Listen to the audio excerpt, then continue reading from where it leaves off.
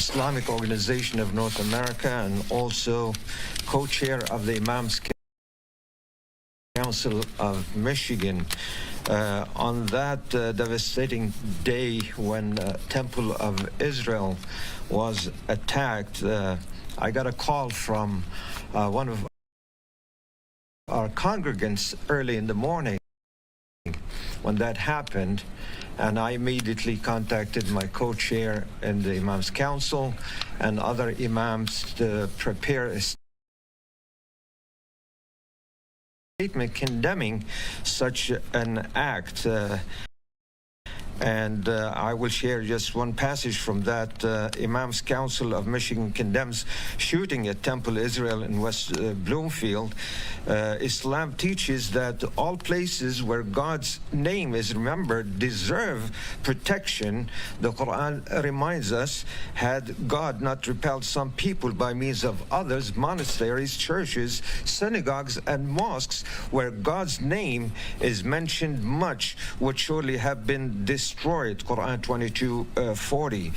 Regardless of what happened, we stand, the Imams Council of Michigan, in full solidarity with all people impacted by the event, today's event then. In times like these, our shared commitment to peace, compassion, and mutual protection must prevail over hatred and violence. And my statement today on this occasion, first and foremost, we thank Sheriff Bouchard and his team for protecting our communities and to continue doing what is necessary to keep us safe. In today's political climate, we are witnessing a disturbing surge in hate speech and hate crimes around the world, from anti-Semitic attacks to Islamophobic rhetoric. The forces of division are growing louder and more dangerous by the day. Yes, as people of conscience, we must not lose hope or surrender to despair. Now more than ever, we are called to remain focused on unity, not division, on love, not hate. We must be the light that pushes back against the darkness. This means standing in active solidarity with all marginalized communities. It means speaking out when we witness bigotry, whether against our Jewish neighbors, our Muslim brothers and sisters, or any group targeted simply for who they are. In a world that often tries to divide us, let us be a force of unity. Let us challenge anti-Semitism, confront Islamophobia, and replace fear with understanding. We are called to support one another, to build bridges of understanding, and to live together in peace and harmony. Our diversity is not a threat, it is a strength. Our shared humanity is greater than any force that seeks to tear us apart. Silence in the face of anti-Semitism or Islamophobia is complicity. We must speak out whenever and wherever we see hate. Whether it's in a synagogue or a mosque under threat, we show up for each other. Solidarity is our greatest weapon. Thank you. We'll have the rest of that press conference when we come back after this break.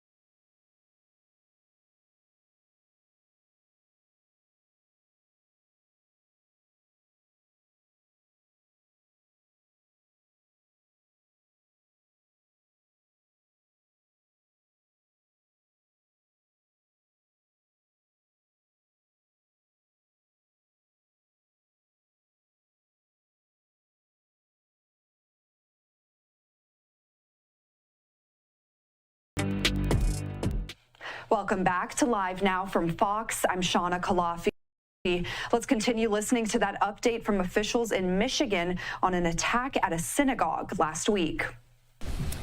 My name is Bill Danaher. I'm the rector of Christ Church Cranbrook, right down the road from Temple, Israel. I am grateful today for the wonderful law enforcement that has been done in the leadership of Sheriff Bouchard. I'm deeply grateful for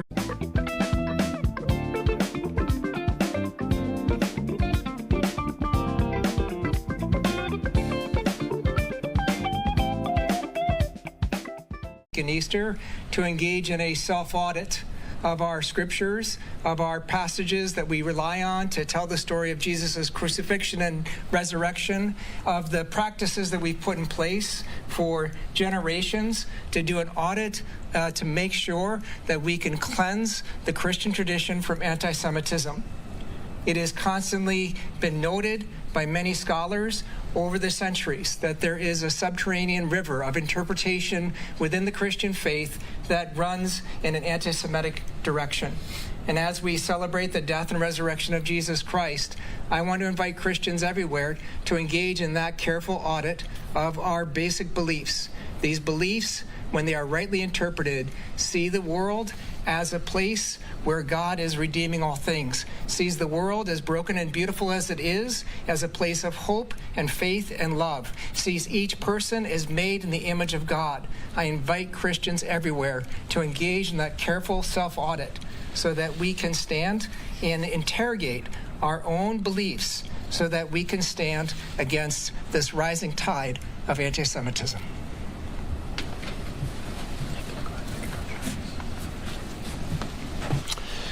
Good afternoon. My name is Greg Geiger, and I'm the president of the Interfaith Leadership Council of Metropolitan Detroit. And just a few brief comments. We certainly endorse those things that have been said here today.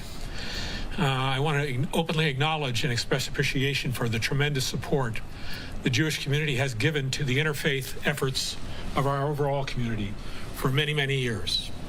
And without their support, we would not be here today as the Interfaith Leadership Council. And we're pleased to be here in behalf of their needs and support at this point.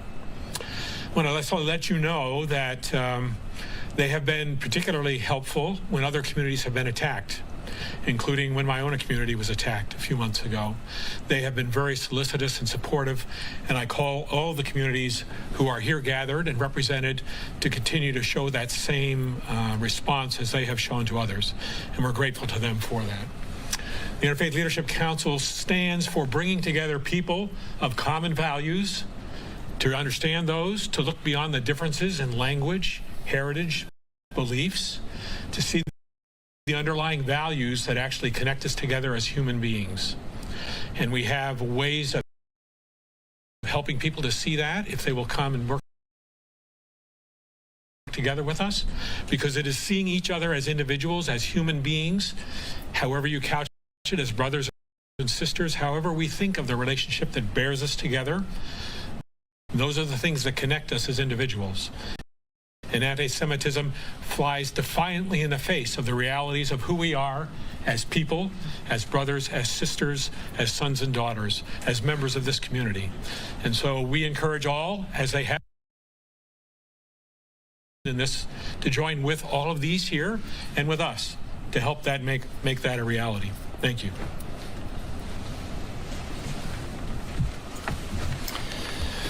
Questions? Yes. How are the repairs going at Temple Israel? Is there an update on that? And how is the security guard doing? Thankfully, all of our security guards are doing well. Danny himself is recuperating at home, and he will make a full recovery. Our building is currently under a restoration phase, and we are actively 24 hours a day doing the initial stages of restoration, and then we'll move to a rebuilding process. There's a lot of work to be done. As you probably know from the videos that were released, the sprinkler system after the initial event went off and was running for hours, so we have an enormous amount of water damage, smoke damage, but we are actively pursuing that work right now. Thank you.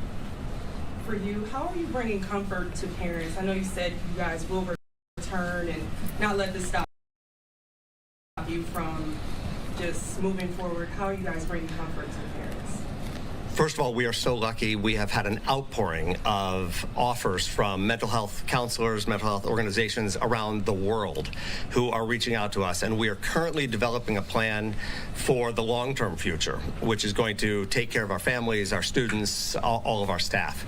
In the immediate aftermath of the events last Thursday, we have established a robust program of mental health. Actually, right now, my team is actually with a mental health provider offering care at every level, from our staff to our parents to our families around the community, and we're going to continue to offer an ongoing mental health routine so that all of us can return to a sense of normal, a new normal. What is the best way the community can help support you guys? Our website, www.temple-israel.org, will soon have a volunteer program offering, so anybody looking to help out in future offerings to our community can go there. We also are beginning in the initial fundraising campaign for a rebuilding process, and if anybody just wants to reach out to our team, you can call us. Our number is still operational. Our address is still operational, so people can reach out to our team. And Cassie Cohn is our Director of Development. She'll lead you to both volunteer opportunities and fundraising. This would be for either Sheriff Bouchard or whoever else wants to answer, but I know the Jewish Federation and some other members of the community were in D.C. it seems like earlier this week advocating for more funding for security for all houses of worship or nonprofits. Have you had any conversations with any lawmakers about that, and what would you support when it comes to that? 100%. I've, as you know, I've been head of government affairs for Major County Sheriffs of America for many, many years, and I've already been communicating with a number of lawmakers about things that we think would be important to think of going forward, funding, and also equipment. Every time we see something happen anywhere in the world, it informs us on maybe training gaps or equipmental gaps. We had those. We had a gap, air apparatus. We obviously sent over 60 police officers to the hospital with smoke inhalation. This is the second house of worship that's been attacked by fire. That's not lost on us. We can't wait for that fire to go out. We can't wait for fire to go in, because they can't go in while it's still an active threat. So we have to be able to go in without having to come back out for a gasp of breath and then go back in. So, we're seeking some Scott Air Packs, so we plan to deploy them in a variety of our equipment and vehicles so we can quickly hand them out, borrow them in that one.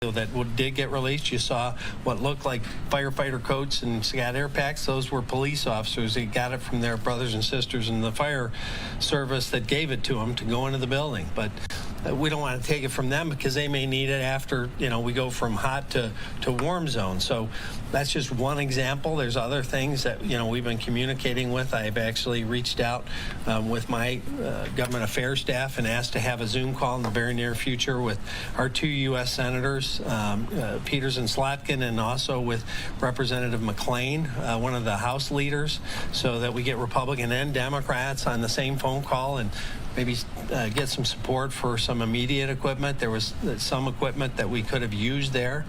We know that Haley Stevens has put in a request to get a mobile command center. We thankfully, the Chaldean community jumped in, threw open their facility at Shenandoah. They did an amazing, not just open their hearts, but their buildings. But that again showed us that we didn't have a mobile command scene on site that could handle all of us having those immediate needs, communicating together in a facility built for that has both cellular and satellite, that can get downlinks and all those kinds of things. Our mobile command is 26 years old. So, we found ourselves in the parking lot in Troy when they had an active shooter threat, standing in the parking lot. trying to, come up with immediate action. So there's equipmental needs that need to be met, and we will partner with the interview question that decides everything. What AI tools do you use? If you say Chat GPT, you're done. Stop. Please stop using ChatGPT like it's Google. Get AI certified in 28 days and you won't recognize yourself. So I'm over 42 and I just got AI certified in less than a month. One program changed everything. I didn't quit my job or spend thousands on courses. Instead, I joined the 28-day AI challenge. What if I've never worked with AI before? Perfect. This challenge is built for people over 40. Yeah. A simple learning routine that fits your life, not disrupts it, and the best part, you're AI certified at the end. So when does the program start showing results? In 1 week, you'll feel unstoppable. Yeah. In 2 weeks, you'll have your strategy. In a month, you'll wonder why you didn't start sooner. Tap the screen to join us.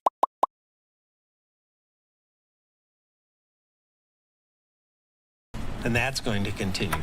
Long answer to your question, but I think it's multi-layered. When you have an event, you have to analyze it.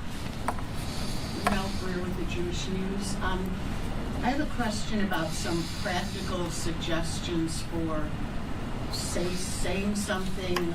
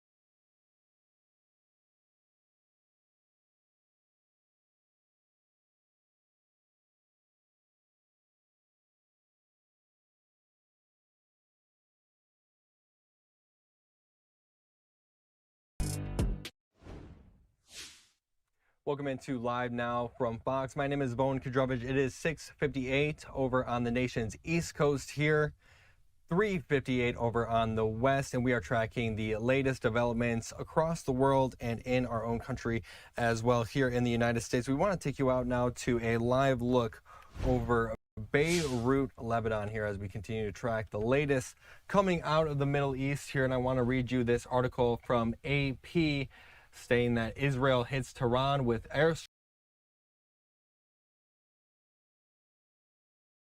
Work today is broken. We're all working in too many disconnected apps, and it's killing team productivity. But for the first time, there's a platform that fixes it by combining everything you need: projects, chat, and knowledge in one place. It's all powered by the world's most complete work AI, so you can find answers from anywhere and get work done faster. Introducing ClickUp, the everything app for work.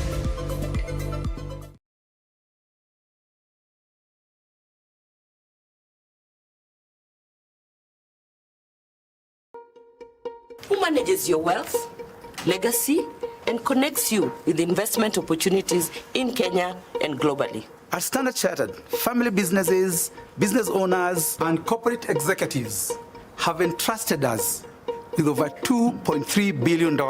As the only international bank in Kenya, we bring you global expertise and a wide range of investment solutions right here at home. Your wealth is guided by certified relationship managers who are supported by insurance and investment specialists. Because growing your wealth is not about chasing hype. It's about clarity, transparency, and long-term value. Now is your time for wealth. Join Priority Banking today. New Pepsodent Herbal, introducing a unique combination of natural ingredients with herbal extracts, salt and mint in an antibacterial formula for fresh breath, strong teeth, and healthy gums that protects you and your family. Pepsodent Herbal, every smile matters.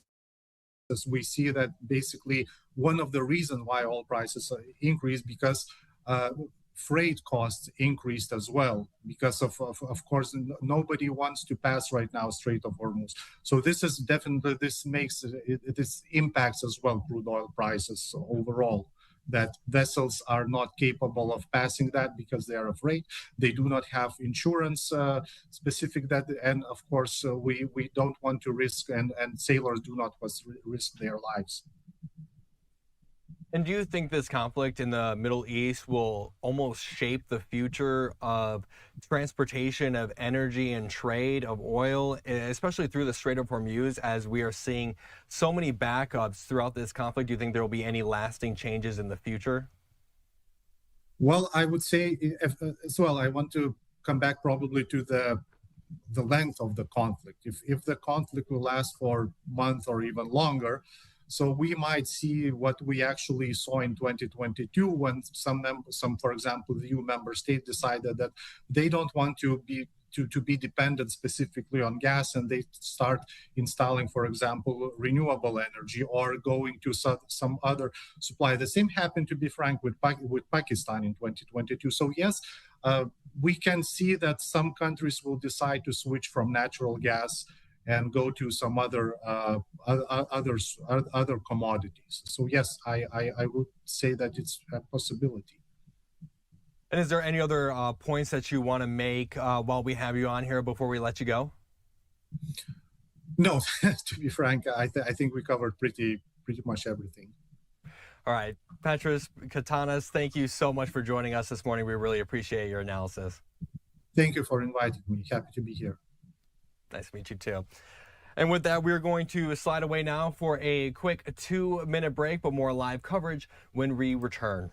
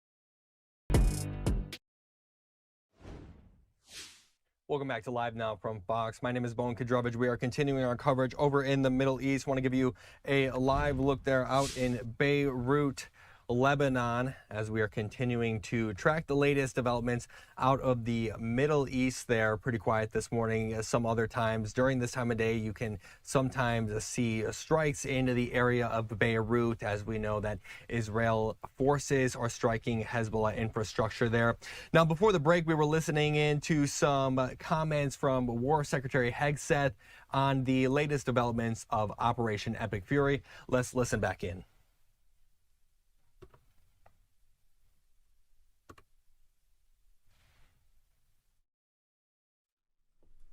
We've damaged or sunk over 120 of their Navy ships, with battle damage assessments pending for many more. See, oftentimes we have to wait a few days on battle damage assessment to get the real number. Their surface fleet is no longer a factor. Their submarines, they once had 11, are gone. Their military ports are crippled. Iran has terrorized the United States and our interests for 47 years. Their core industries, not steel or agriculture or tourism, their core industries are state-sponsored terrorism, proxy militias, underground networks, ballistic missiles, and a violent, messianic, Islamist ideology chasing some sort of apocalyptic endgame. A regime like that, refusing to abandon its nuclear ambitions, is not just a regional problem. It's a direct threat to America, to freedom, and to civilization. The world, the Middle East, our ungrateful allies in Europe, even segments of our own press should be saying one thing to President Trump. Thank you. Thank you for the courage to stop this terror state from holding the world hostage with missiles while building or attempting to build a nuclear bomb. Thank you for doing the work of the free world. Loved being part of a great team and a crew, and they loved airplanes and aviation. Our nation's tanker crews really are unsung heroes, incredible warriors who put their lives on the line so we can continue to take the fight to an enemy. I've personally witnessed their courage and tenacity many times, from the morning of September 11th, where they answered my call for some help, to the skies over foreign countries where they've come forward out of their safe tanker track to give me gas when I simply could not leave a ground force that was engaged in a firefight. They've answered the call and come forward time and time and time again. I'm filled with incredible pride and gratitude for all that the tanker crews do, our pilots, our boom operators, and the maintainers. And to the families of our 6 fallen, know that we share your grief. Our nation will never forget their sacrifice, and we will never forget their names. Our entire joint force mourns with you today. And will continue to remember their incredible gift of a great example for all of us. Now let me turn to an operations update. U.S. CENTCOM remains on plan to achieve our military objectives and remain unrelenting in our pursuit of Iranian missile capabilities, UAV capabilities, and their Navy, and as the Secretary said, their industrial base, deeper into Iranian territory. As reported by U.S. Central Command yesterday, the U.S. military dropped 5,000-pound penetrator weapons into underground storage facilities, storing coastal defense cruise missiles and other support equipment. These weapons are bespokely designed to get through concrete and/or rocks and function after penetrating those barriers. We continue to hunt and kill mine storage facilities and naval ammunition depots. We continue to hunt and kill afloat assets, including more than 120 vessels and 44 mine layers, and the pressure will continue. We're flying further to the east now and penetrating deeper into Iranian airspace to hunt and kill one-way attack garrisons, destroying Iran's ability to project power outside of its borders. The A-10 Warthog is now in the fight across the southern flank and is hunting and killing fast attack watercraft in the Straits of Hormuz. In addition, AH-64 Apaches have joined the fight on the southern flank, and they continue to work on the southern side, and that includes some of our allies who are using Apaches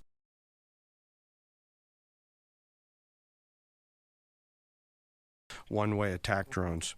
In Iraq,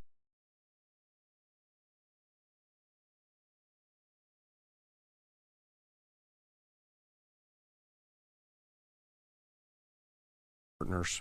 Last Friday, Admiral Cooper and the CENTCOM team conducted precision strikes against more than 90 targets on Karg Island, which included all of their military-only infrastructure, which included air defenses,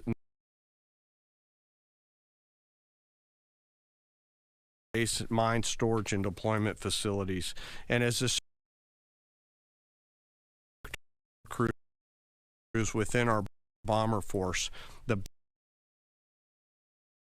B1s, B2s, and B-52s, and the airmen on the ground who maintain and load these weapon systems. They are the backbone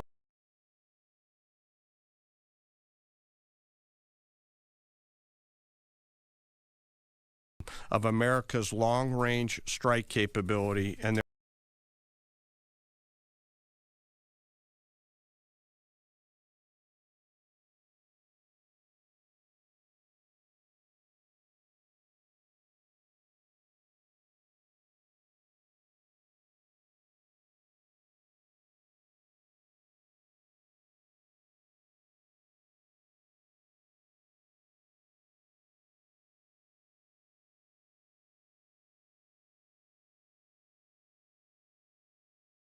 crews within our bomb. We give them the gift of this incredible responsibility, hundreds of thousands of pounds of aircraft, and they take off and go do our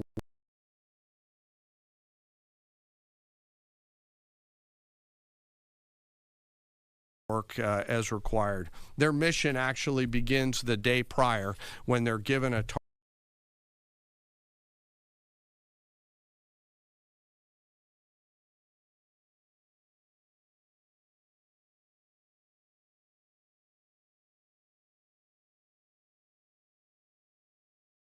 begin to study those targets, look at what are the effects required, what are the weapons required to get there, how will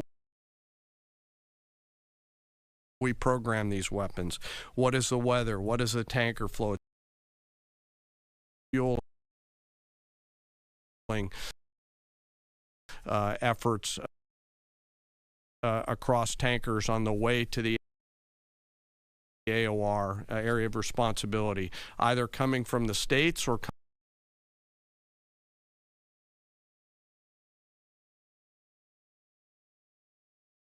deployed basing.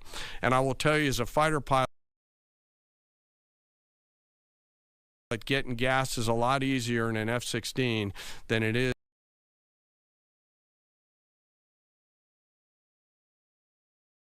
in a B-1, B-2, or a B-52.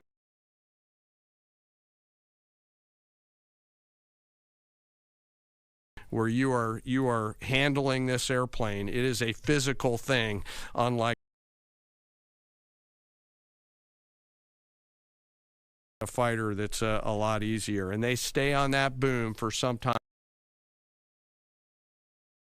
up to 30 minutes, taking hundreds of thousands of pounds of gas. It is a physical, demanding thing to take gas, and they do it multiple times on the way there. Standoff weapons. Now we've switched and rolled, as I mentioned last week, to stand-in weapons. And behind each and every one of them are incredible maintainers and weapons builders who go out there and make sure these aircraft and their weapon systems are ready to go. These airplanes are so big that they're not in hangars. They're out in the cold, out in the snow, out in the rain. The bombs are being built outside for protection and to make sure that it's safe, and they do it 24/7, 365. It's not comfortable work, but when you go spend just a minute with these incredibly young Americans who are so motivated, you cannot come away from that exchange not being hopeful for America's future. It is simply awesome. And we hand these Americans, young Americans, incredible and weighty responsibility, and they deliver every single time, quietly, with professionalism and humility, doing the things that we ask them to do. In conclusion, we will continue major combat operations. As the Secretary said, we continue to get busier. I know the Secretary and I share that we're incredibly proud of 2.8 million members of our joint force. I am personally, and we are personally grateful for the tenacity and professionalism of the brave men and women who serve inside STRATCOM, CENTCOM, SPACECOM, CYBERCOM, TRANSCOM, and the rest of the joint force. And I'll close where I started.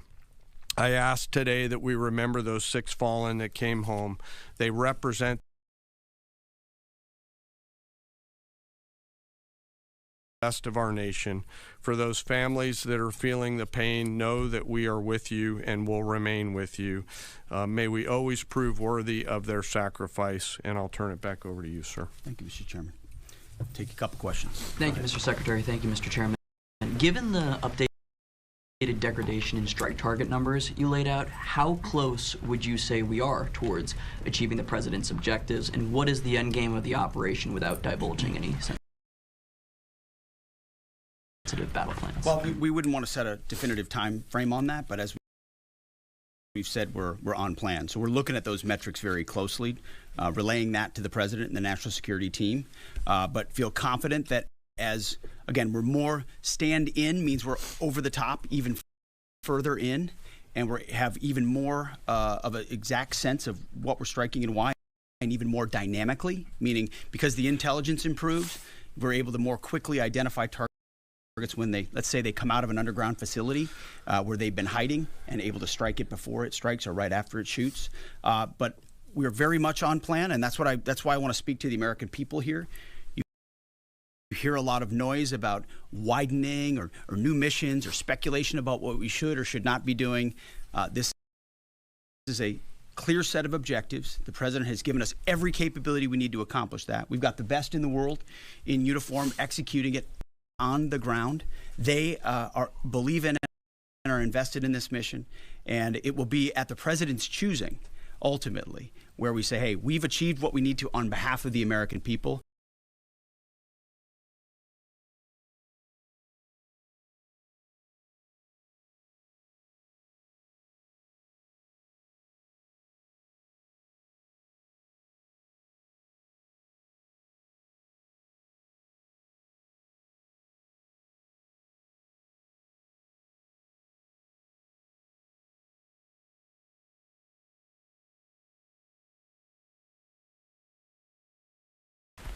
Good morning, Mr. Secretary. Another 2-minute break here, but when we return, we are discussing the latest on the updates on the missing Alabama man who was now found in Spain. We'll be right back.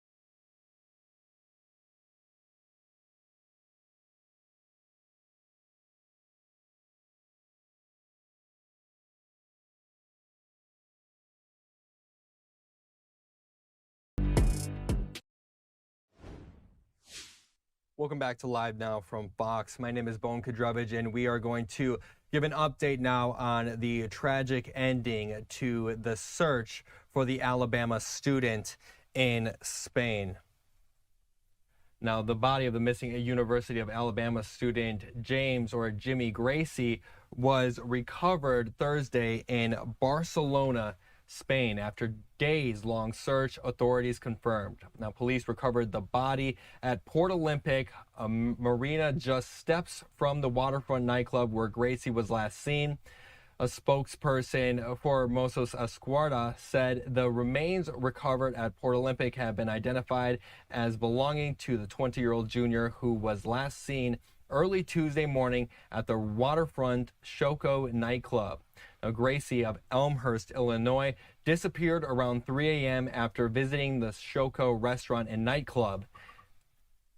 Now, divers were seen entering the water with a stretcher at around 7:05 p.m. local time and returned to the dock with a body bag 10 minutes later. But now, the discovery came after the search included helicopters, boats, dive teams, and motorcycle units as authorities pursued multiple lines of investigation, including the possibility that Gracie may have drowned. Now, divers said visibility in the water was extremely limited. Scribe makes step-by-step guides for any process with AI. You know what's terrifying at work? When you start there's no training. None of the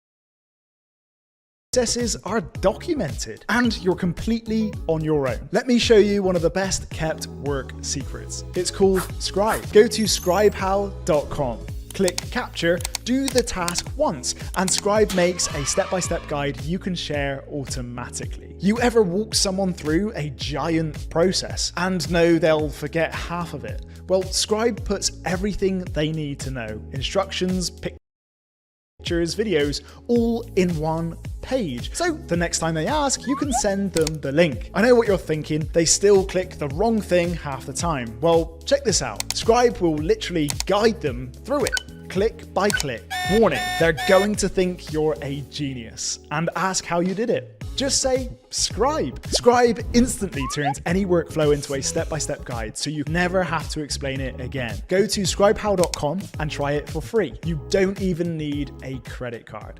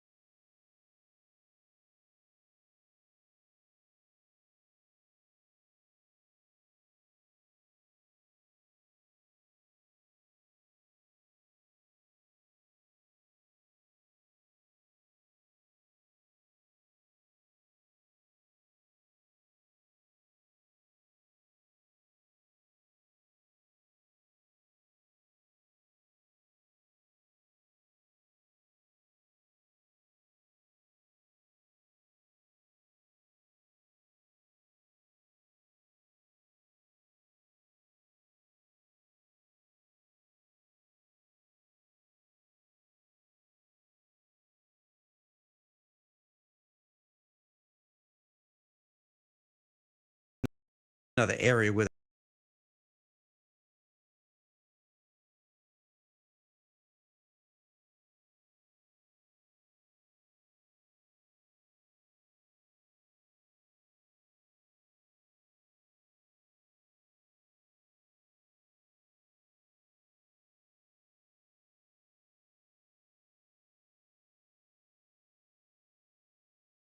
phone may have been if it wasn't with James in the area of the marina. So there are a number of areas for them to explore, which may give them a better indication to other people who may have seen or heard something that could be witnesses during the course of this investigation.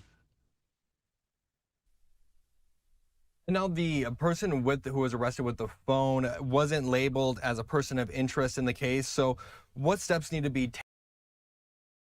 taken to determine if somebody is a person of interest involved in a case such as this one?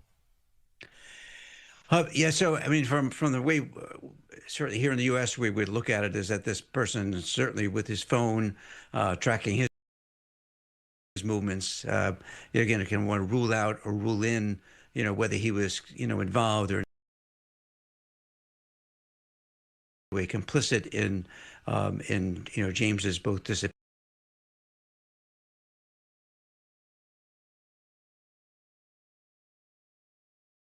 and then ultimately, his tragic death. So, they're going to want to both be between interview, between electronic review, between maybe there's some other phone devices on this person as well they can look at, so not just James's phone, but this other person's mature, modern police investigation going on, and I'm sure they'll come to a conclusion to exactly, unfortunately, what happened to James during the last 24, 48 hours. Bill Daly, thank you so much for coming on. We really appreciate your analysis today. You're very welcome. And with that, we are going to slide away for another 2-minute break, but more live coverage when we return.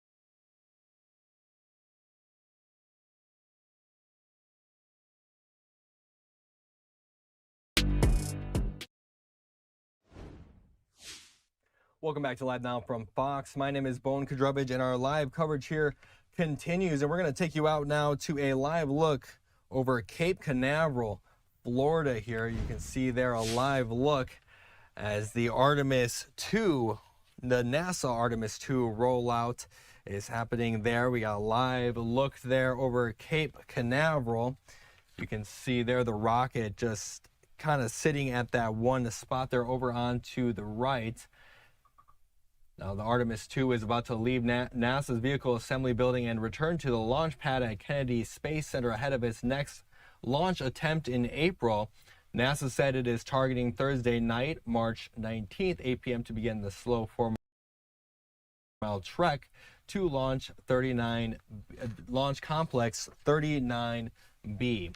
Artemis 2 intends to send 4 astronauts on a 10-day mission to the moon's orbit, testing not only the capabilities of flying to deep space, but also to learn how deep space affects humans before returning to Earth. Now, it's a very slow stroll to the launch pad as NASA's Crawler Transporter 2 will transport the 11 million pound rig to the launch pad overnight. You can see there the rocket there over on the right side of the screen. Now that transporter moving that rocket over moves at only roughly 1 mile per hour, and it's about a 4-mile journey to that launch pad. And that entire move can take up to 12 hours just to get that going.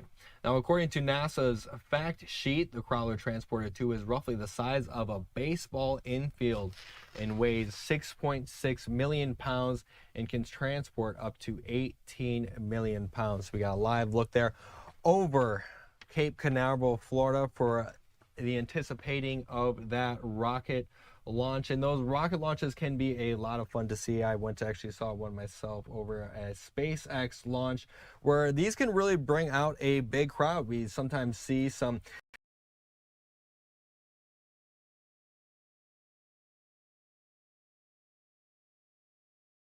people at a nearby beach that can get a good look at a rocket depending on where you are, and you can see hundreds of people lining up their lawn chairs and just hanging out throughout the day and waiting for that rocket to launch.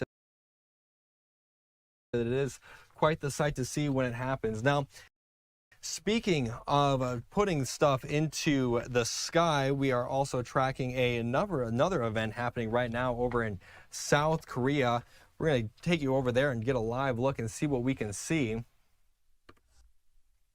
Oh, and it looks like we might have just lost that shot there. We're going to return now over back to Cape Canaveral here, Florida. But we were tracking a South Korean concert show of a drone light show over a landmark Han River Park ahead of the BTS concert on Saturday night in Gwanwham Square, a show expected to draw tens of thousands of fans. And you might be able to see some of those people out in that park there. There was a lot of people out in that park just before we lost that shot there. So definitely could be a sight to see there as we are awaiting also this rocket launch here over in Cape Canaveral. Now we're also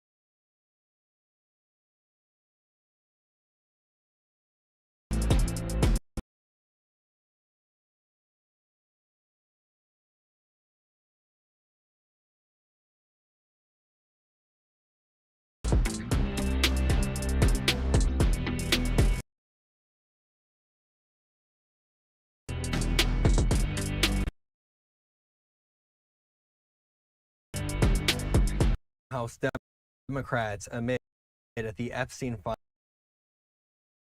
files fallout. Let's listen in.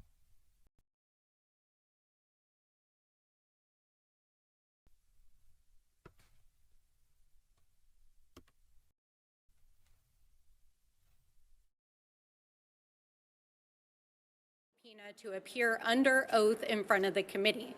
So let me be clear to Pam Bondi. You are required by the law to appear in front of Congress, and if you do not, we will hold you in contempt and we will pursue justice. This is not optional. Let us be clear about that. Now, I want to talk just for a few moments about a few pieces about why DOJ is failing to comply and what I believe are some of the important threads in this deposition. First and foremost, this committee issued a subpoena on August 5th requiring the release of all unredacted Epstein files. The Department of Justice has not complied with that subpoena. Communication to project management to knowledge management in one app, accelerated by the world's most productive AI. 4.0 is the epicenter for all of your work and collaboration. It's the beginning of a new meta-category of apps that will define the next generation of software in the AI age, and it ushers in a new era of craft and quality for ClickUp's product. We've always said that using ClickUp saves you one day every week, but I'm confident that you're going to save a lot more than that with 4.0. Because when all of your work converges into one app, one tab, one AI workspace, everything just clicks.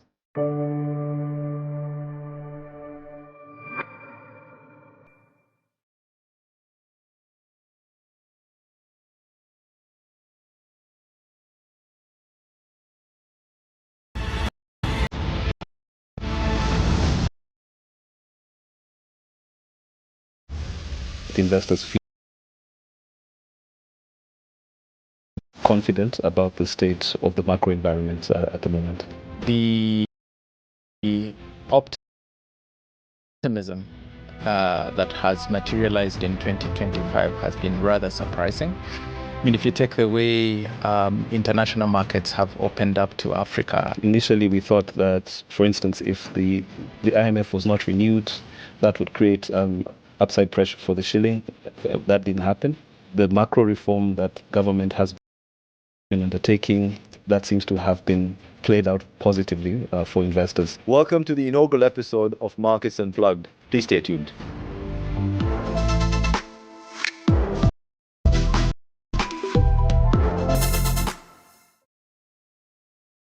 Any law enforcement agent has exonerated him from culpability in either or both of those cases. Finally, New Mexico has begun to reopen a criminal investigation at Zorro Ranch in New Mexico, which was one of the many properties in which Jeffrey Epstein committed acts of sexual abuse against minors, both girls and boys. We know that there was not only criminal allegations brought to the FBI and DOJ, but there was also a civil suit involving allegation against Jeffrey Epstein at the ranch. Mr. Dyke, who is in the room being deposed right now, managed the ranch properties, and I asked a number of questions about what happened at Zorro Ranch. And I will say this, although I can't speak to what was specifically on the record, I was told today by Mr. Indyke's attorneys that they were not even aware that the U.S. Department of Justice asked to drop New Mexico's case against Jeffrey Epstein. And so whether that is true, we cannot verify it, but all of this points to the fact that nobody is talking, nobody is telling the truth, nobody is helping us get real answers, and so the cover-up continues. Good afternoon, Congresswoman Yasmin Ansari, I represent Arizona's 3rd District. You know, every time we go through one of these depositions, it becomes abundantly clear that we are in the midst of the most egregious cover-up in American history. Darren Indyke, just like Richard Kahn, just like Les Wexner, these are 3 men who played a major role in Jeffrey Epstein's life and a major role in enabling him to be able to rape and abuse likely over 1,000 children. And every single time, whether it be Les Wexner, who is the billionaire financier of Jeffrey Epstein, whether it be today with Mr. Indyke, the impression that they give off and their demeanor and the vibe they are portraying is that they were just there. They were just, you know, casually around. They did some work for him, but they didn't know anything. They had no clue. They were not, you know, Les Wexner told us they had no personal relationship. There was no friendship. Today, Mr. Indyke is, you know, he was just, you know, he heard about some allegations.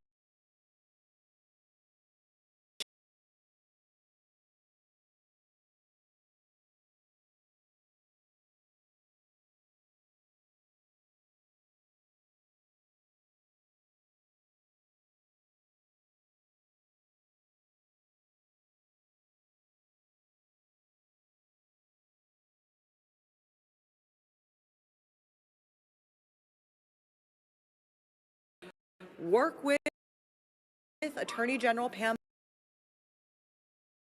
Bondi and Deputy Attorney General Todd Blanche to use this fake hearing as a way to get out of the deposition. That is unacceptable. We are demanding that Attorney General Pam Bondi come forward on April 14th for a deposition. Thank you, everyone. Dave Min, California 47, and I'm an attorney, a former law professor, had the chance to ask a few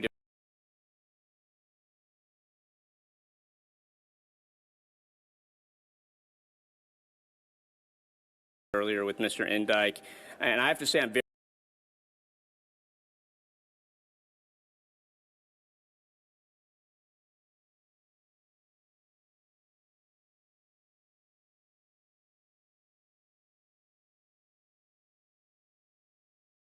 he did not take the Fifth Amendment. I think it's very likely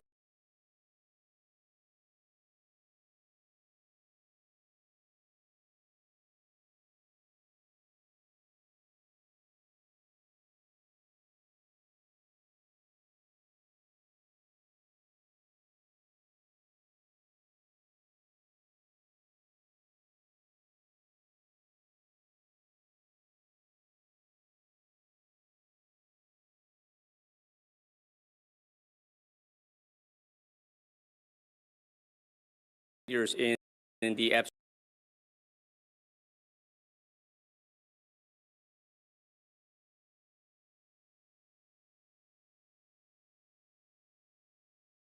and the scandal around the rapes, the human trafficking. He knew a lot.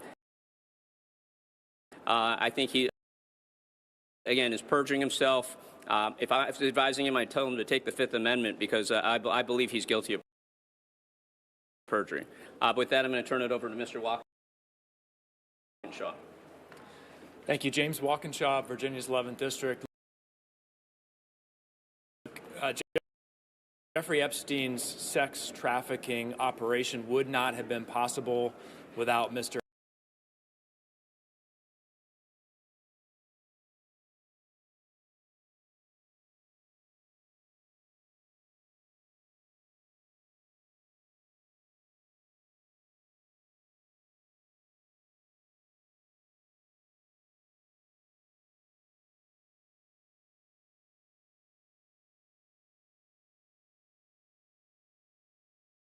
Attorney General Bondi needs to follow the law. She said she'll follow the law. The law is clear. Comply with the subpoena show up on April 14th, answer questions under oath. Let me do one more thing, and then if there's a question or two, I'll answer those. I want to just note that it's important that after this deposition, that the majority release the unedited versions of both Mr. Khan and Mr. Indike's testimony. Now, Mr. Khan's testimony has not been released yet. We expect and are asking that the video, full video of both are released as soon as possible. They came out pretty quickly after the Clinton depositions. We're still waiting. Why we don't have Mr. Khan's deposition? Why we need to have Mr. Indike's deposition out, fully transcribed, out in the public immediately. So I want to just end with that, and we'll take a question or two if there is any. I have two questions. The first, you talk about the estate being out of compliance with two tenets of this.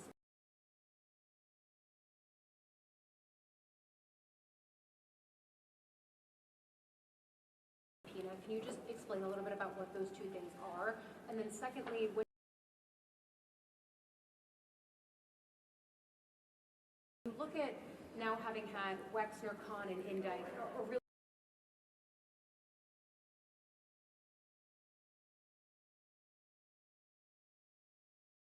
big trio in Epstein's inner orbit, do you think that the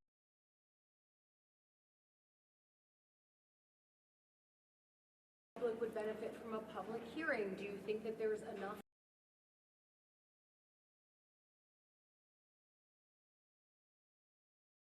that you've heard for a criminal referral? I mean, what is the action item when you have people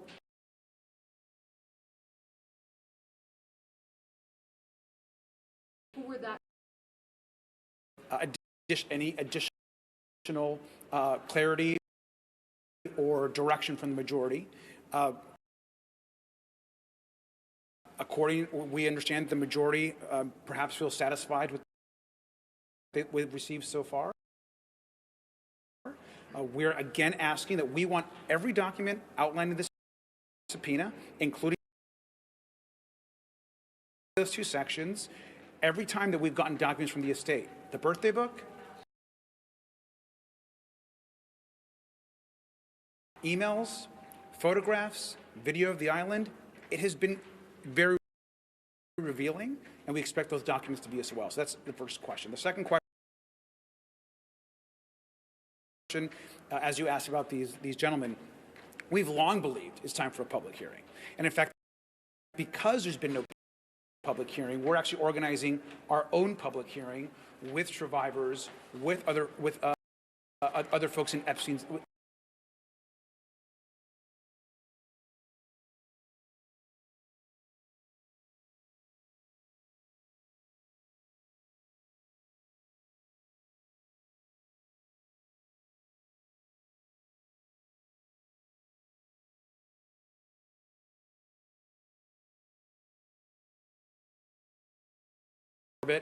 With people from Palm Beach, from other areas of the country that have information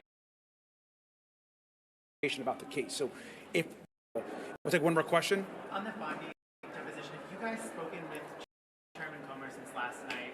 He seemed to tell us that he believed he was going to follow through on the subpoena. You all expressed doubt on whether that will happen. I'm just curious what conversations you've had about him enforcing that and carrying through. Well, I haven't talked to him since last night, but he has said publicly that he intends to enforce a subpoena.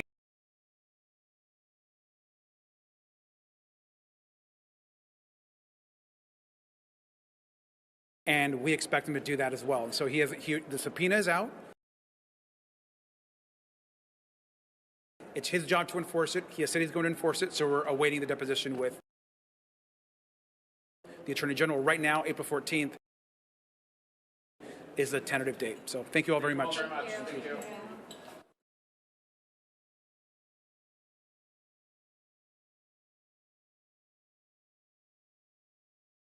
Democrats talk about the Epstein files and the fallout there. We want to take you now to a live look over our nation's capital, 809 there on the country's east side, 509 over on the west, and this all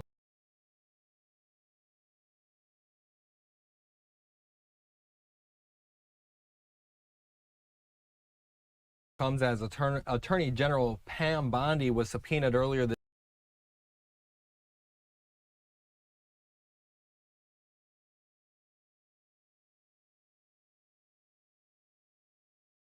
questions from Congress about the Justice Department's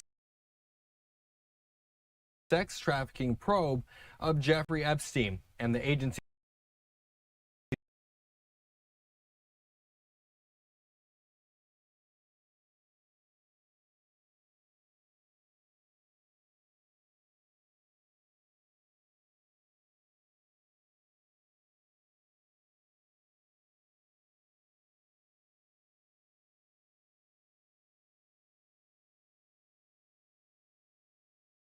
right away now for another 2-minute break, but when we come back, more coverage ahead.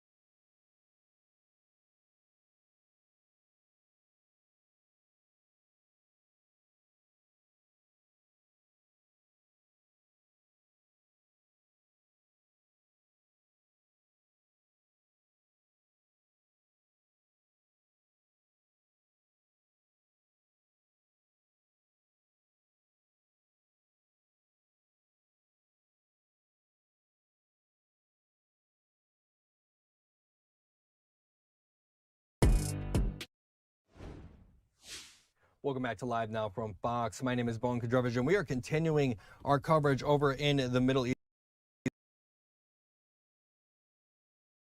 Put this expose.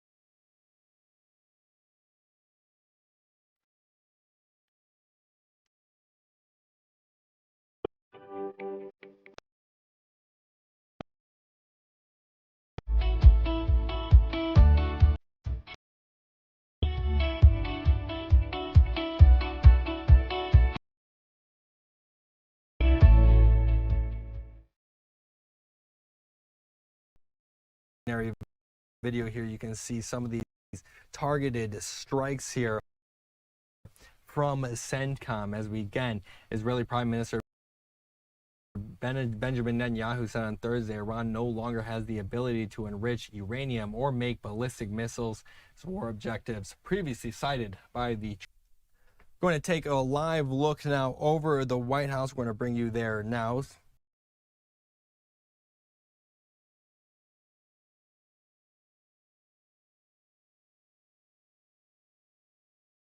There. 8:15 there on the eastern side as President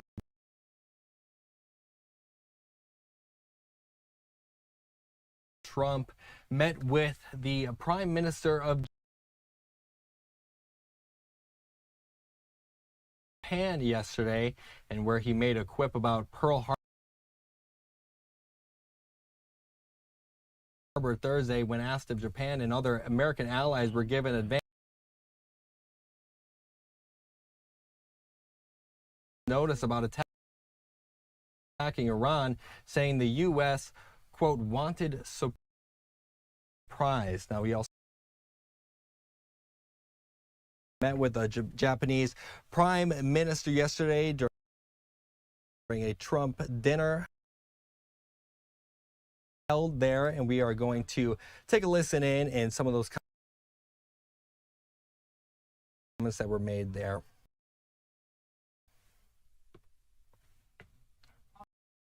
He did well. She got the greatest, the highest number ever gotten by somebody running for the highest position in Japan, beating out a lot of our friends, and it's a tremendous tribute. And that's our really amazing Prime Minister, who's going to speak in just a few minutes, but we're very honored to have you with us tonight. Thank you.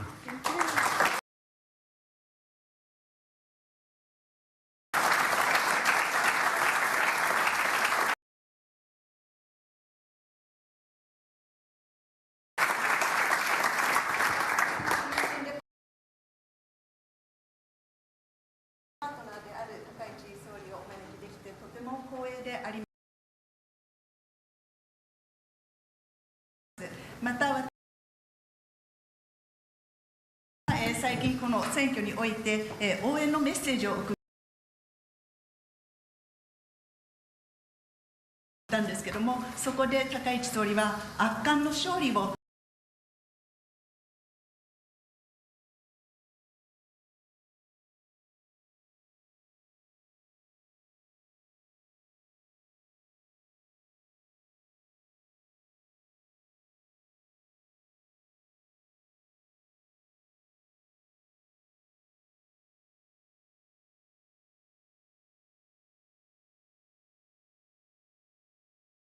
示したということで、それ We're very proud of that. We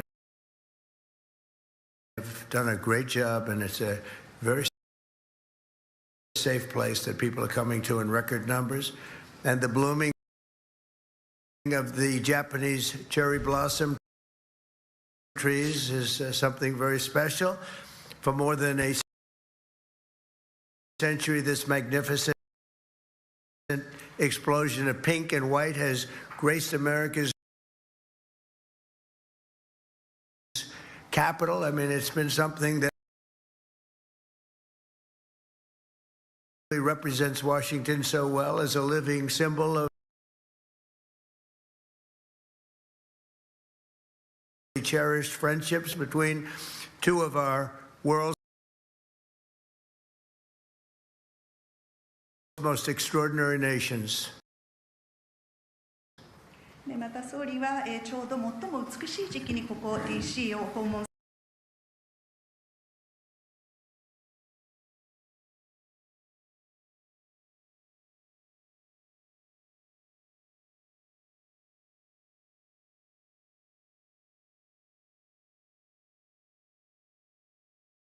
日本の桜の木が満開間近になる時期であります。そしてここで加えさせていただきたいのが、今ここでの DC での犯罪率ゼロということで、非常に安全な場所になっていて、観光客もかなり記録的な数になっています。そして100年以上なんですけども、この桜建国250周年記念ということで、日本からさらに250本の桜の木を寄付していただいています。これは未来の世代にも永遠の私たちの絆を思い起こさせるものになることでしょう。これからワシントンモニュメント、またこの近隣で植樹をする予定ですけども、それが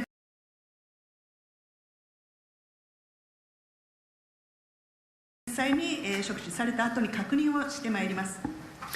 Americans and Japanese come from opposite sides of the globe, but since the earliest days of commerce between our two countries, we've always recognized that despite obvious differences, we share a great deal in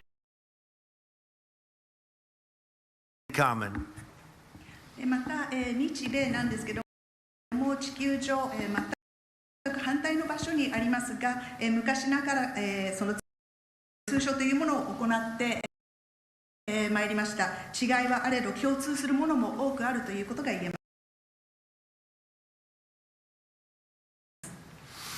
Both of our civilizations have been defined and propelled by proud cultures deeply committed to excellence, hard work, and pushing the frontiers of what is possible. That's why in every field, human endeavors from so many different sides of the planet, from medicine to music, from art to engineering, you find that Americans and Japanese are leading the way, always leading the way.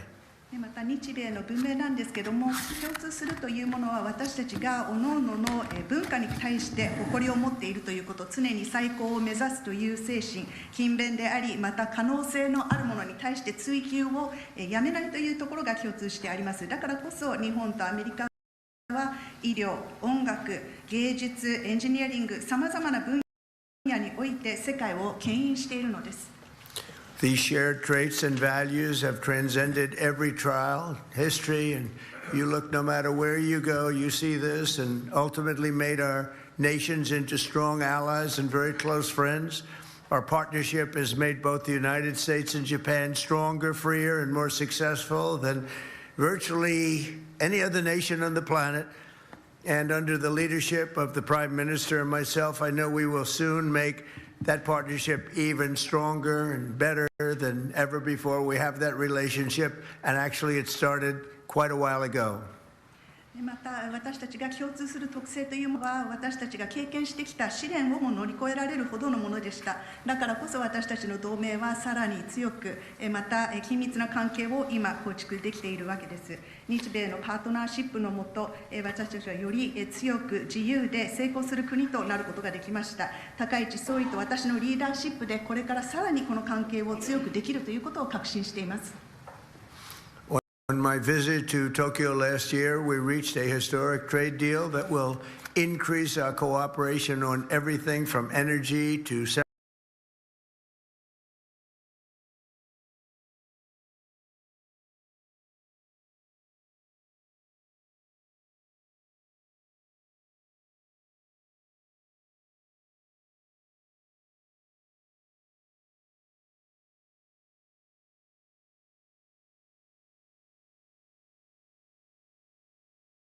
semiconductors and shipbuilding and pharmaceuticals. It was a big one of the biggest deals ever made. The United States is also encouraged to see the steps the Prime Minister is taking to expand her country's commitment to its own security and defense, and buying a lot of our defense equipment, I'm happy to tell you. また、昨年私が東京を訪問した際に大きな取引を日本と交わしました。ここでエネルギー、半導体、医療に関して協力を拡大するという、最も大き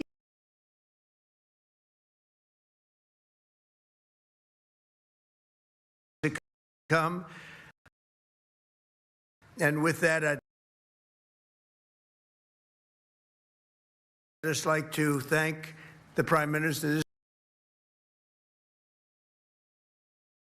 This is a spectacular woman, and it's an honor to have you with us at the White House. Thank you.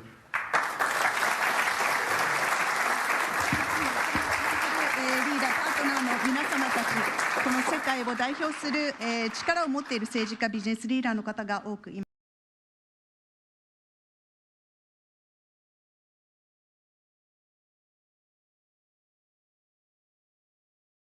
す。彼らのコミットメントのもと、日米で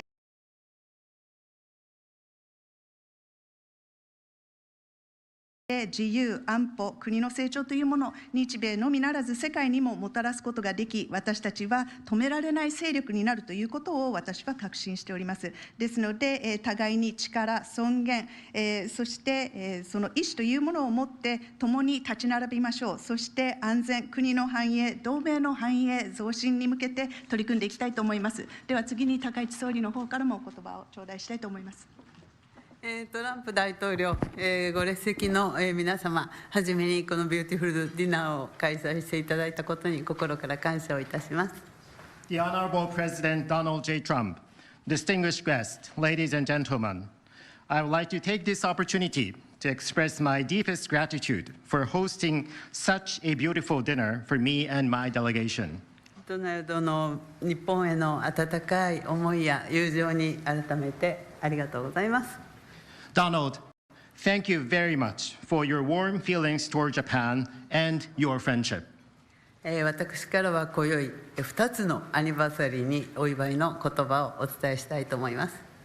So tonight, I would like to start off by extending my sincere congratulations on two important anniversaries. 一つ目は、明日に控えるドナルドのご子息のバロンさんのお誕生日です。立派でイケメンに成長されていると伺っております。The first one is a birthday celebration. Donald, tomorrow is the birthday of your son, Mr. Baron Trump. And I know he has grown up so much into a very tall, good-looking gentleman. 間違いなくご両親に似たんだと思います。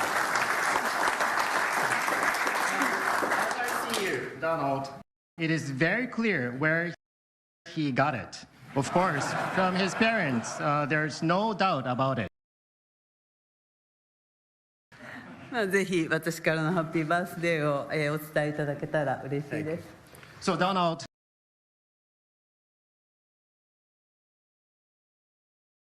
if I may ask you, please convey my sincere happy birthday wishes to him. そして2つ目、A はもうさっきドナルドが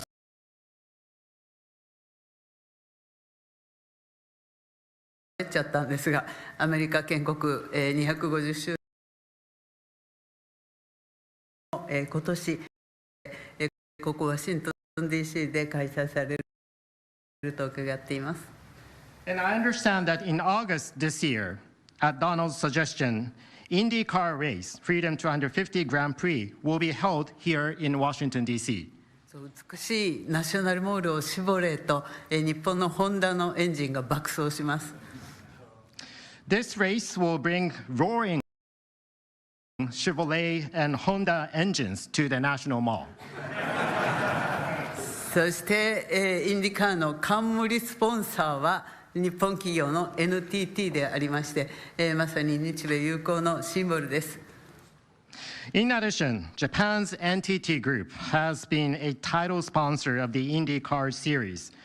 As you see, it is a perfect example of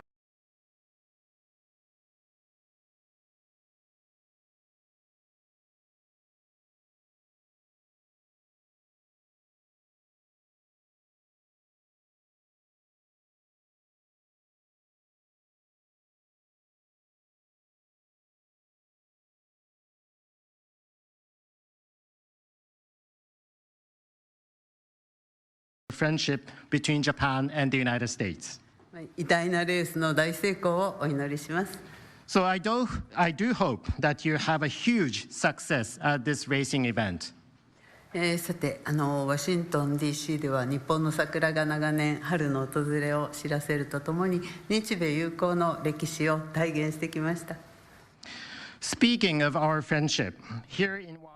And we were just listening in there to the Japanese Prime Minister take questions during President Trump welcoming the Japanese Prime Minister for dinner that was happening yesterday. We want to bring now this post here on your screen coming from the White House saying President Donald J. Trump and Japanese Prime Minister. We're going to slide away for a quick 2-minute break, but when we come back, more live coverage ahead.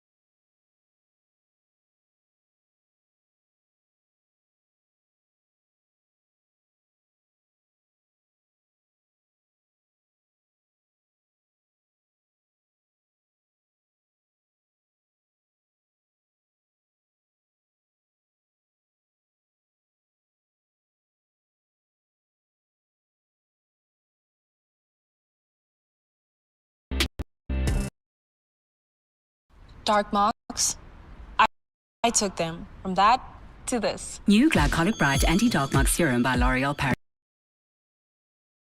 Now with Melisol, our strongest anti-dark mark active molecule, visibly reduces 86% of dark marks for an even tone glow, effective on all skin tones. New Glycolic Bright Anti-Dark Mark Serum.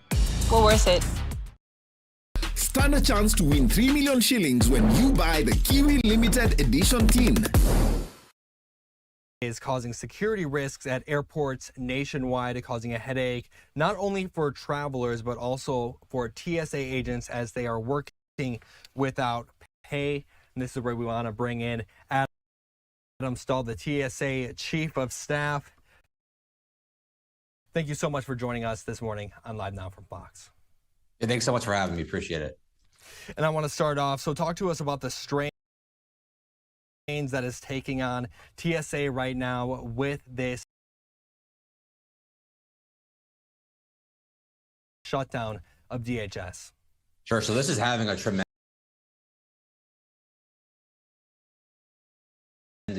strain, of course, on the broader American traveling population, but also financially on our TSA officers. And frankly, from our perspective, and I know from the White House's perspective, this is financially for them unacceptable. It's unsustainable. And as this continues, we're going to continue to see these wait times increase and attrition increase as well. And we're really going to feel the long-term ramifications of this. And what are you seeing at airports across the country right now, and how has this been impacting people's flight travels? Yeah, so we're seeing wait times for sure climb 2, 3, 4 hours in select locations.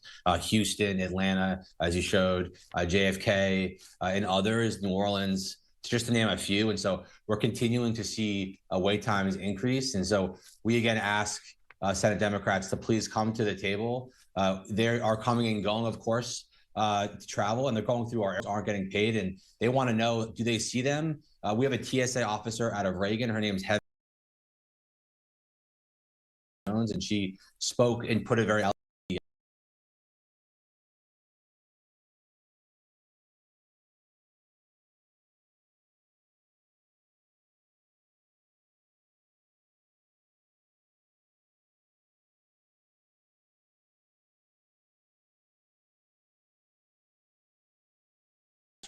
She feels like these members of Congress don't see them. They're still getting paid, and they're still traveling to and from the airports, and it's frankly very frustrating. And not only does this impact wait times like we were talking about, this also is impacting security as well as airports. Yeah, so security for us is the foundational focus and mission area for us. We fundamentally feel like the security of the system remains intact. However, again, if there are some airports, and we've mentioned this in the past, if there are some airports where there are few lanes and few TSA officers, we may, just to not ensure that we're not degrading security at all, we may have to temporarily suspend those operations at small airports again. So we're continuing to see airports have to collapse operations. Philadelphia is a great one, specific terminals and checkpoints. And so we're going to continue to prioritize security, but the pain, the financial inconvenience for TSA officers, but also the travel inconvenience for the public is going to continue to grow. And what are you seeing among your TSA agents now? Have you seen people calling out sick? Have some people even started quitting as they have not been getting paid? Yeah, absolutely. So we're continuing to see individuals not, frankly, be able to afford to come into work. A lot of these individuals, as you mentioned, are quitting. Attrition just within this specific duration past 400 individuals, but that's going to continue again to worsen. We saw from the first shutdown, this is the second extended shutdown in the past 6 months. The first shutdown, we saw an increase in attrition of 25%. We expect the long-term ramifications of this for recruitment to be acutely felt for months to come, unfortunately. I don't want to bring this X post here coming from the White House. I want to get your reaction from this. It says that Democrats are hurting Americans and they don't care. Across the country, the reckless Democrat DHS shutdown is causing longer airport lines, missed paychecks, empty fridges, and worsening travel chaos every day. I just want to get your reaction to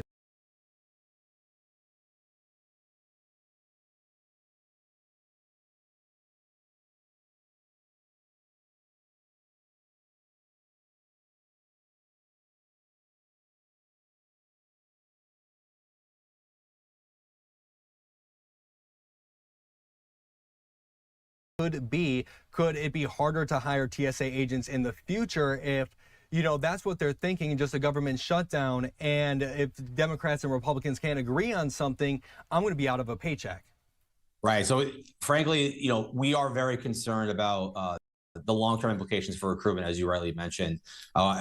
We saw attrition, of course, increase 25%. The first shutdown, we have, of course, we're in the midst of spring break travel. We have the World Cup coming up, and also, you know, travel numbers, particularly for summer travel, are continuing to climb. And so, if we don't have the folks to do this job, it's going to significantly impact operations for the traveling public. And we are very much worried and concerned about the long-term ramifications for recruitment here.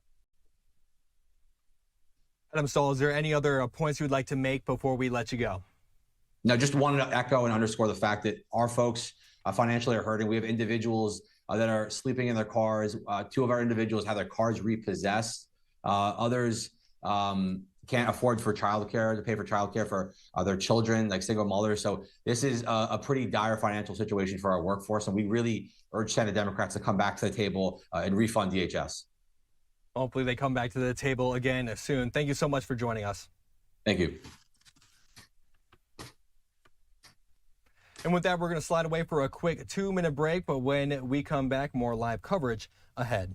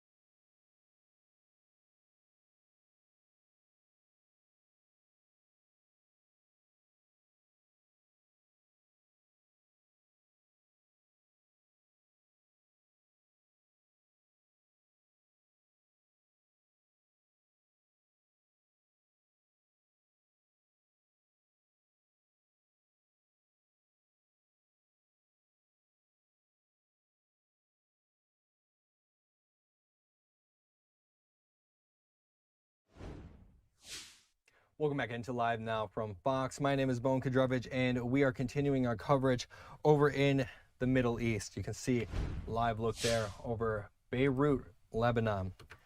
Tracking some of the latest developments to come out of the Middle East. As Israeli Prime Minister Benjamin Netanyahu said on Thursday, Iran no longer has the ability to enrich uranium or make ballistic missiles, war objectives previously cited by the Trump administration. Israel will hold off on any further attacks on the Iranian gas field, Netanyahu added, at the request of U.S. President Donald Trump. And we want to hear some of the remarks made by Benjamin Netanyahu yesterday. Let's listen in. Welcome to the foreign press. First of all, I just want to say I'm alive.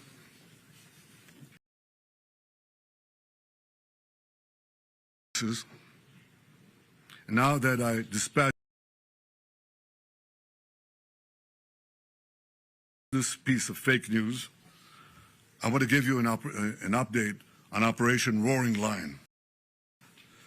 Under President Trump's visionary leadership, America and Israel are acting together in Iran with great determination and unprecedented strength. Operation Rising Lion is designed to remove the existential threats posed by the Ayatollah regime, the regime that has waged war against America and Israel and the people of Iran for 47 years. It chants death to America, death to Israel, and it delivers death to its own people. Our goals are three. One, removing the nuclear threat. Second, removing the ballistic missile threat, and removing both of these threats before they're buried deep underground and become immune from aerial attack. And third, this means creating the conditions for the Iranian people to grasp their freedom, to control their destiny. Today, the Ayatollah regime is not only attacking America, not only attacking Israel, not only attacking the Iranian people, it is attacking the entire Middle East and beyond. They've attacked civilians and American assets in Iraq,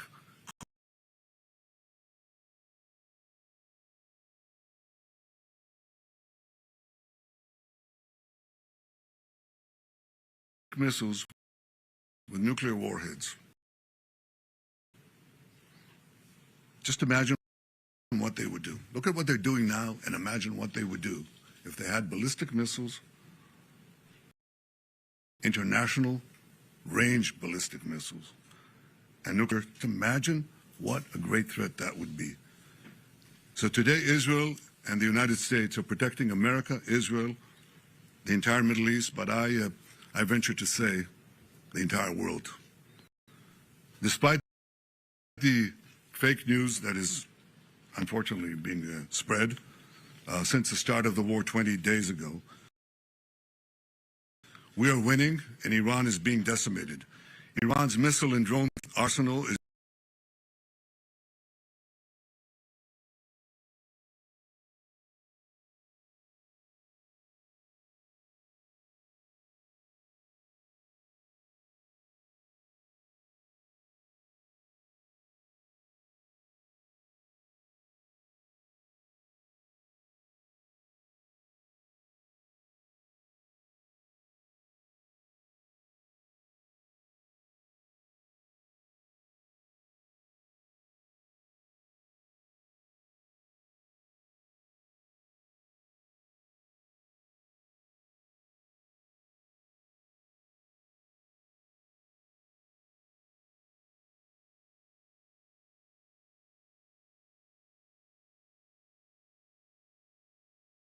produce the components to make these missiles and to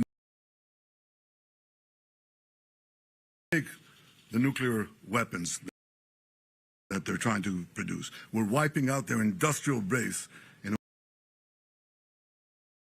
that we didn't do before. Iran's air defenses have been rendered useless. Their navy is lying at the bottom of the sea. Today, hit the other part of their navy in the Caspian Sea. Their air force is nearly destroyed. Iran's command and control structure is in utter chaos. And I can tell you that there's still more work to do, and we're going to do it. And I want to close these opening remarks with 40 years. I've been saying that Iran is a danger to Israel and a danger to the world. That is true. You know who else said that?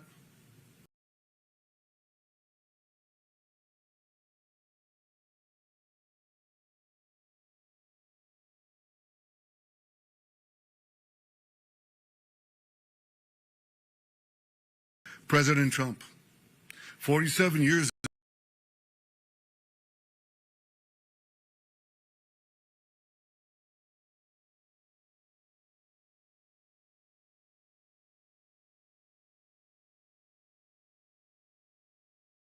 ago, when the Iranian thugs took over the American embassy, he said how dangerous this regime is. In his first term in office, he didn't need any convincing.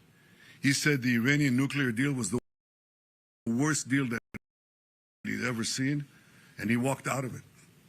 Right before his second term, before he was reelected, I went to see him in Mar-a-Lago. The first thing he said to me was, "Bibi, we've got to make sure that Iran doesn't have nuclear weapons." He said that to me. I didn't say it to him. He didn't need any convincing there either. Now, why did he say that? Because for more than 4 decades, this regime, as I said in the beginning of my remarks, is chanting death to Israel, death to America. But they say Israel is only the small Satan standing in their way. The great Satan is the United States of America. And these ideological fanatics, these lunatics, define their raison d'etre, their reason for being, is wiping out Western civilization in America that leads it. They have claimed the lives, they've maimed and wounded thousands of Americans in Iraq and Afghanistan. They killed the American Marines in Beirut. They bombed your embassies. They tried to assassinate the American president, Donald Trump, not once, but twice. Now they blackmail for oil. Just imagine what they would do, what they're capable of doing, if these lunatics had nuclear weapons and the means to deliver them to every American city and every European city and everywhere around the globe. This is a danger for the entire world. It's certainly a danger for Israel. It's certainly a danger for America. We see eye to eye on that. President Trump and I, Israel and America. But I think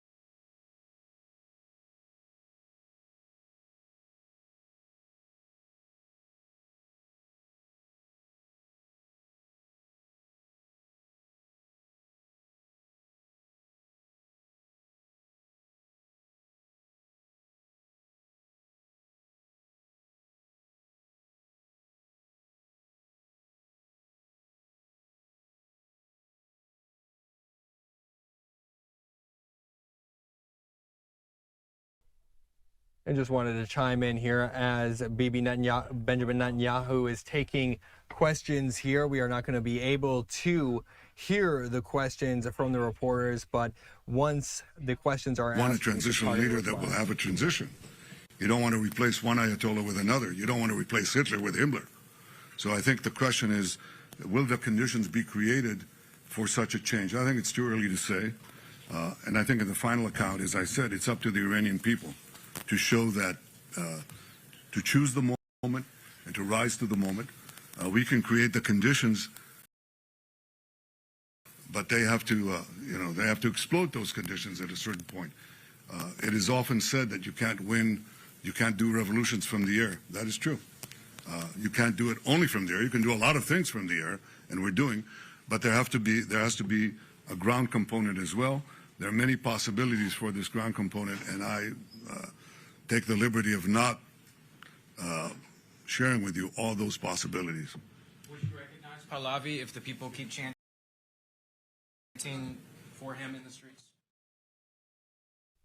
And we were just listening in there to Israeli Prime Minister Benjamin Netanyahu take some questions there from reporters as he said on Thursday that Iran no longer has the ability to enrich uranium or make ballistic missiles. We're going to head over here to a X post on your screen here from Israeli Defense Forces saying as part of the forward defense effort, IDF troops continue targeted ground operations in southern Lebanon against Hezbollah and have struck plus 2,000 terror targets struck. 120 Hezbollah command posts, 100 or more weapons storage facilities, 130 or over 100 over 170 Hezbollah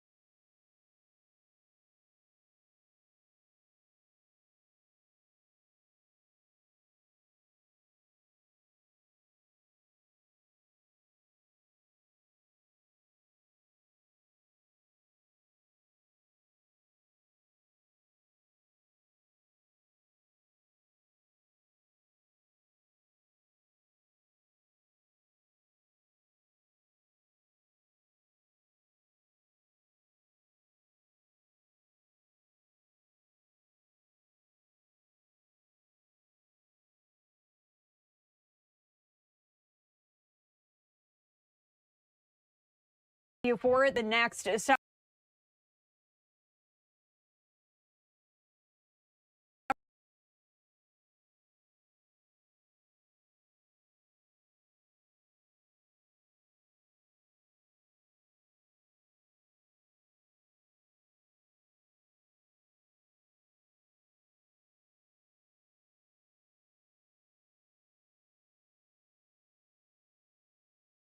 hours here.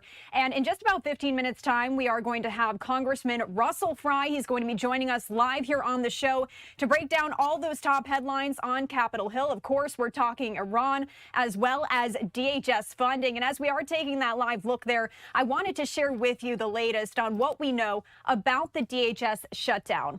A bipartisan group of senators met behind closed doors just yesterday with White House Border Czar Tom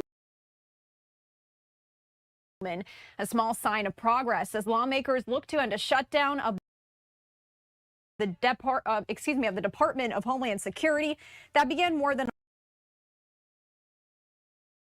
a month ago. Funding for the department lapsed on February 14th as that post here from the Transportation Secretary as I continue to share with you some more information. Senate Majority Leader John Thune said he viewed Thursday's meeting as an important step. He said, quote, "We've been encouraging this for a while and glad to see both sides sit down. Having Homan up here being a part of that is, I think, a pretty big deal and a recognition that we need to get this resolved." Both chambers of Congress are scheduled to be out of Washington the first 2 weeks of April.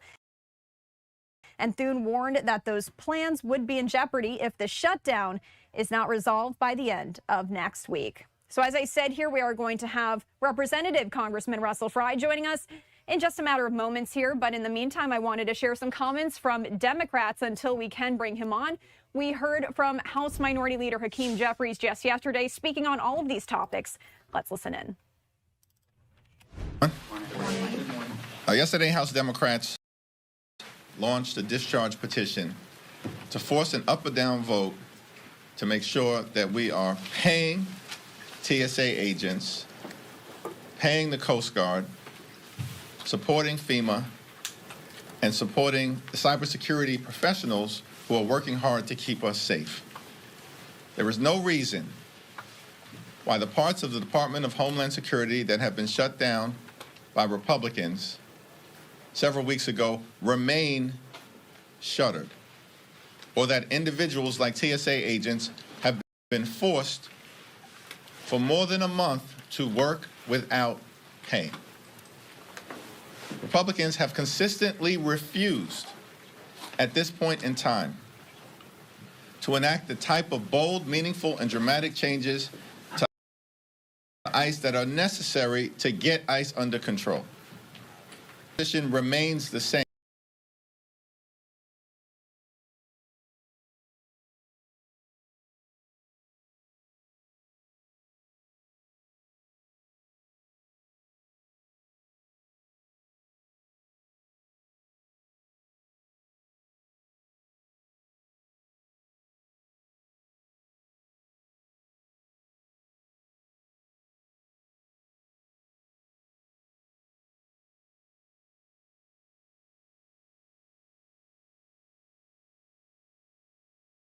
Taxpayer dollars should be used to make life more affordable for the American people in the midst of an affordability crisis where life has become more expensive for everyday Americans because of failed Republican policies.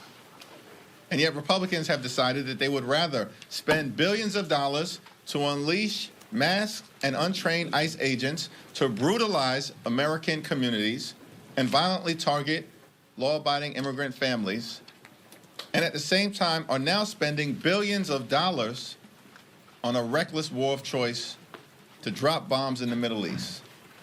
But these same extremists, starting with the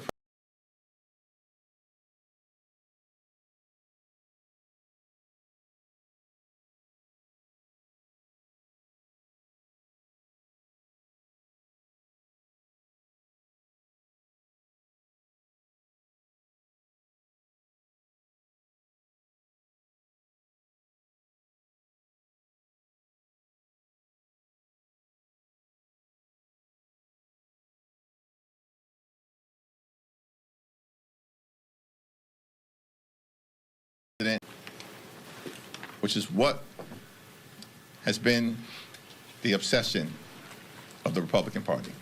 Questions? Mr. Leader. You just described the war on Iran as reckless. Other Democrats have called it illegal, unilateral. Do you think what the president is doing in Iran rises to the level of an impeachable offense? And do you think it is worthwhile overall to try to impeach the president again? What we're focused on right now is stopping this reckless war of choice, and we will bring another War Powers resolution to do just that in short order. And I expect strong support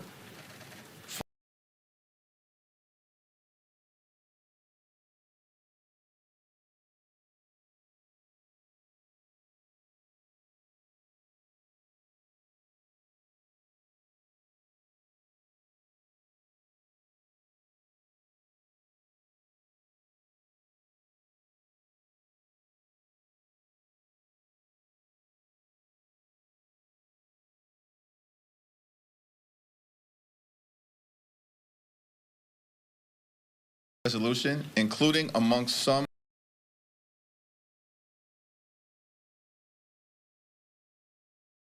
who previously may have voted against it earlier in this war.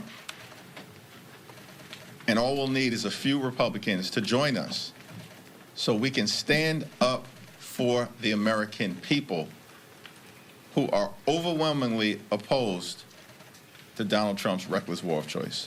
Thank you. What's your message to TSA workers who are going without paychecks, people who are suffering in these long lines preparing to travel, who don't care about the finger pointing, who don't care about the politics, they just want Congress to get to them? Why can't this be figured out?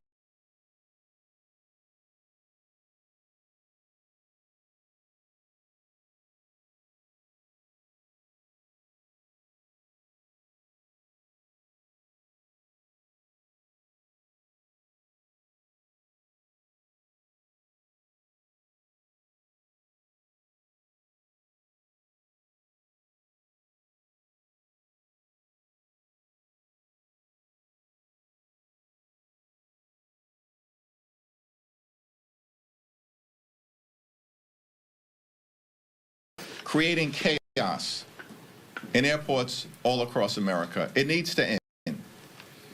Republicans control the House, the Senate, and the presidency. This could end today. But Republicans don't want it to. But at what point? Thank you. Good morning. So the administration says they're going to request $200 billion for the war in Iran. I know many Democrats oppose the war, but if Democrats were to oppose this request, does that create a problem leaving troops under hostilities in the lurch in the middle of this conflict? It's our understanding right now that there are no troops on the ground. And in fact, the American people would reject Donald Trump and Pete Hegseth and Republicans putting our troops on the ground's way in the Middle East.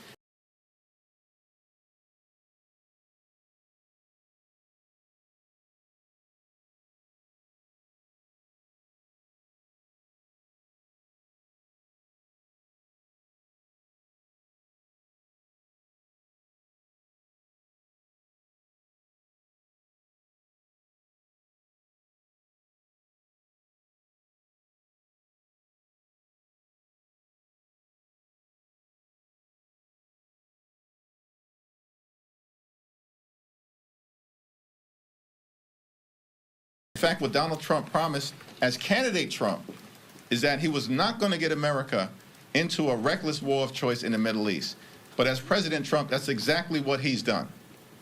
And so it's our responsibility right now to end this reckless war of choice, to end the fact that billions of dollars have already been spent, perhaps up to $2 billion a day to drop bombs in the Middle East. But these same Republicans here ripped Medicaid away from millions of people, including children and seniors. They've stolen food from the mouths of hunger by enacting a $186 billion cut to